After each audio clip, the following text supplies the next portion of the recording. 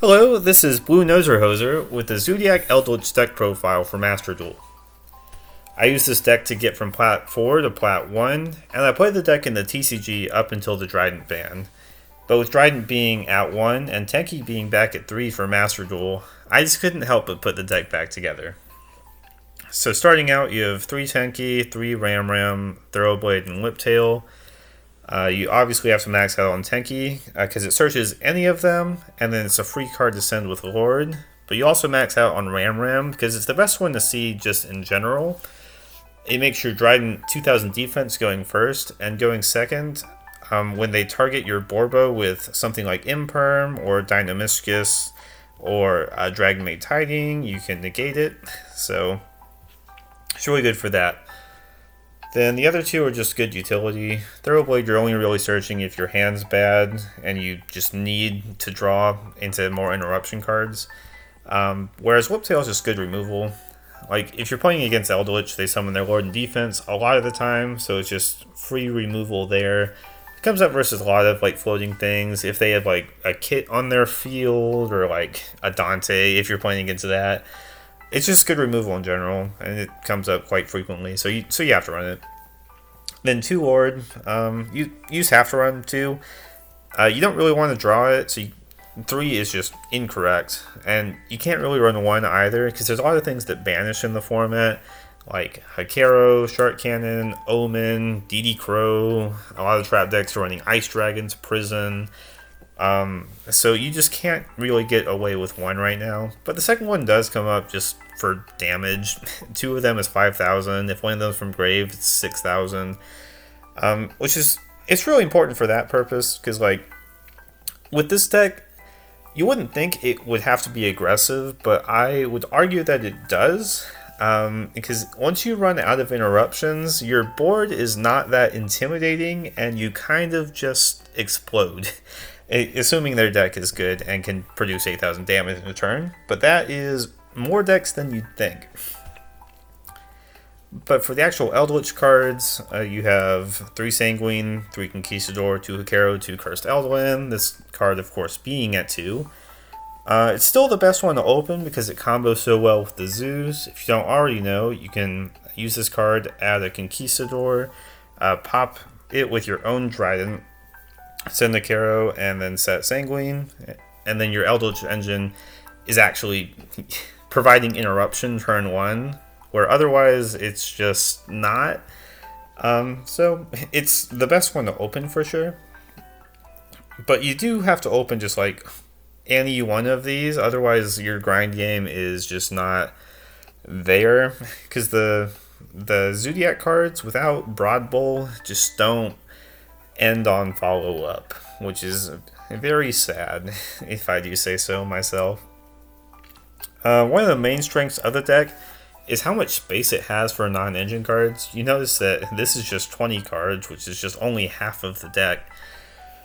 So, starting out, we have the 3 Upstart Goblin. Originally, this was Prosperity, but Prosperity conflicted with a few things in the deck. You can't draw with Thoroughblade or Vampire Sucker. Having damage, like, kind of mattered at some point. Like, sure, you can use it in main 2, but I'd prefer to have options in main 1. So, it wasn't very good for that. And then, just banishing cards in the extra deck.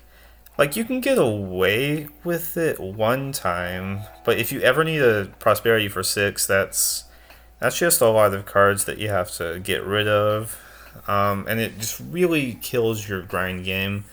So, it just became Upstart. It's just the next card in your deck, but it kept the Spell Trap ratio the same, which matters, because there's certain game states where you have to draw a Spell Trap for Lord to be able to, like, summon itself from Grave or use its hand effect.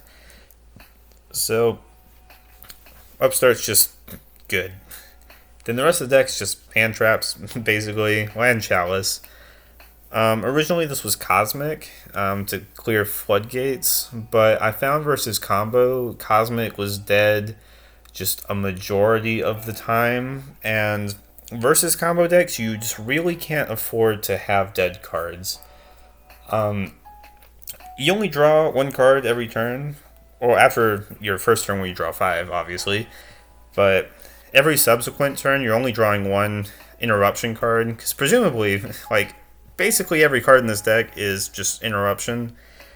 But Cosmic is the exception in that it only hits very specific things as like actual interruption, like versus Tri-Brigade Leerless, if they have Tenki, sick. Versus Drytron, if they make Union Carrier, sick. But otherwise, like Chalice effectively stops the same things, but also hits just infinite more things. And this deck, between 2 Lord, 2 Cursed Eldland, and just all of these zoo monsters, you're not really scared of Floodgates anyway, so it just didn't really make sense to run. And like, I'm not going to say it's overperforming, but it's definitely better than Cosmic, and it's just basically 3 more like Imperm, so it's whatever. And then the rest of the deck actually is just hand traps. 3 Maxi, because yeah, moving on. 3 Ash, 3 Valor, 3 Imperm. These just hit every deck, basically. And they're very powerful in what they do. Every once in a while, you get to summon Ash off of Sanguine because it's a tuner, but like, or because it's a zombie, not because it's a tuner. But they're all just good. Nib isn't great in best of 1, but you kind of just like have to play it. Like, I prefer to side it, but there's just not a side deck in this game. So I feel if you're deck building, you have to either choose to hit combo or control. And I feel like this deck has a decent enough of a time versus control with just the engine cards. Plus, like, these hand traps and like just all of these cards just hit control for the most part anyway. So I just thought with the last 2 slots, Nib seemed fine. There's a funny little trick you can do with Nib if you don't already know. If you go Chainlink 1 Nib, Chainlink to Sanguine, you get to summon a Lord, and then you're locked into zombies. So when you try to resolve Nib, it resolves as much as possible, where it tributes everything, but then you can't summon it because it's a rock. So it just stays in hand, your opponent doesn't get a token, and you can use it again next turn if you need it. So, there you go. I feel like most of the time you're using it as a tribute summon in this deck, though, it feels like, because it's just mega dead versus control, but you just kind of have to play it. No side deck because Master Duel. Moving on to the extra. Trident Hammer Kong, Porbo, 2 Chakanine, 2 Tiger Mortar, Vespanado Zeus. You run all of these just because if you use all 5 plus your normal summon, that's just 6 materials for your Zeus, which is 3 effects, which is just a lot. The only other deck that does that is the Leerless deck, and you get to do it off of just any normal summon. But then you run 2 of these to make a Trident again in the grind game. You go Chakanine summon Trident, Tiger Mortar attach something to Trident. It's negated, but it's not negated during their turn, which is when you were going to use it anyway. And you can also do that just to diversify your interruptions. If you think they have like some sort of effect negation, you can end on Trident plus Zeus. Zeus will have less material, but every once in a while it's worth it just so that you don't lose to like a Chalice on your Zeus. You still have like Trident as actual interruption. And then Vespanado is really important in this deck because again, you have to kill them, and Vespanado makes all of these guys just a big monster. Like 400, 500 with Tenki just isn't intimidating. This one's the biggest one at 17 with Tenki, but 25 is just bigger than all of that. Plus it does piercing damage. And there's certain game states where it's just like good to make, because when it dies you can summon a Ram, which when it dies it summons back a zoo monster. So like you're just never dying when Vespina is on field, and you can also make it with 2 level 5 monsters, so you can make it with 2 traps, which like hardly ever comes up, but it's worth knowing that you can do that. Zeus is Zeus. For the Link monsters, you have Imduk, Vampire Sucker, 2 Nightmares, BLS, and Access Code. I feel like Imduk is just strictly better than Link Spider. You have to run some sort of Link one to get your traps engraved for free, but Imduk like has the chance to have an effect where Link Spider effectively just doesn't. The only times you want Link Spider are when they give you a token, which is a Nib token, which realistically isn't really happening in this deck because you're just like constantly playing around it. Otherwise, there's a Lost World token, or Orcus gives you a token. But like that just doesn't matter for the most part. It matters versus dinosaurs, but like it's just like fine enough without it because like Conquistador, Hakero just don't target. Like it messes with the zoos, but Dryden can hit the Lost World anyway. So I don't know, that was fine. Imduk can also clear things like Nightmare Phoenix and Access Code because they point up, and it also can clear the Nib token that you give them if you put it under the extra deck monster zone, so it's just good for that. Vampire Sucker is a little weird, but I mentioned before, you only draw 1 card every turn, and if it's not an interruption card, that's just 1 less card you have to like deal with your opponent.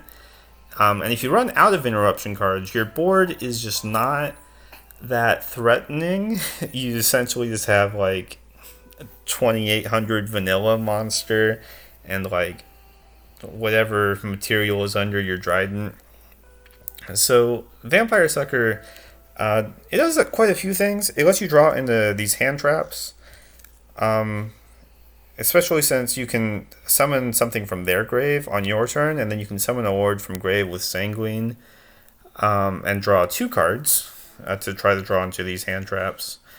And then it also gives you something that you can link both lords into, because you can't make Phoenix with 2 lords because they have the same name. And it also gives you something that you can make when you're zombie locked with Sanguine. So it has a lot of purposes that a lot of people don't really consider at first. And like 16 isn't that small.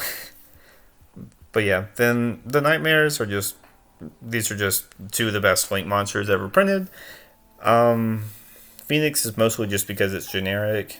And then Unicorn, like same reason, but popping a back row, shuffling any card on the field are very powerful effects. And then there are different attributes to make your access code better. And then this makes your access code 53. And 53 plus a Lord Summon from Grave, 35, that's a lot. I think it's 88, which is lethal. Access code is surprisingly easy to make in this deck. Like, you wouldn't think it, but if you're playing, you generally have a Lord and a Trap on field, and then if you have a Zoo, you can summon something back with Chaka 9, and while you can't XYZ summon with what you bring back, you can just link with it. So if you have that field, that's just 4 materials anyway, so there you go. And access code just gives you wins, or it converts would-be losses into wins, which is the main reason it's in here. I've had games where they just like banish both of my lords, and I just like can't play the game, or at least my grand game is completely killed, and you just have to kill them. So access code's really good for doing that. BLS is kind of the weird one, but if you've been playing this deck at all, you know that the Striker matchup is doo-doo. Like, it's so bad. Widowmaker is really good versus all the zoos, also good versus Lord for that matter. They have Shark Cannon for Lord, and Engage just is really good. It produces more cards than like any other card in my deck. So that matchup feels just like impossible if they know what they're doing. So this just gives me a chance. It's like fine in other matchups too, and it's like decently easy to make. But that's why that's the main reason it's in here. But that's the profile. Thank you for watching. If you learned something, let me know. If you have any questions, put them in the comments below. Otherwise, let me know what deck you want to see next. And thank you for watching. Goodbye.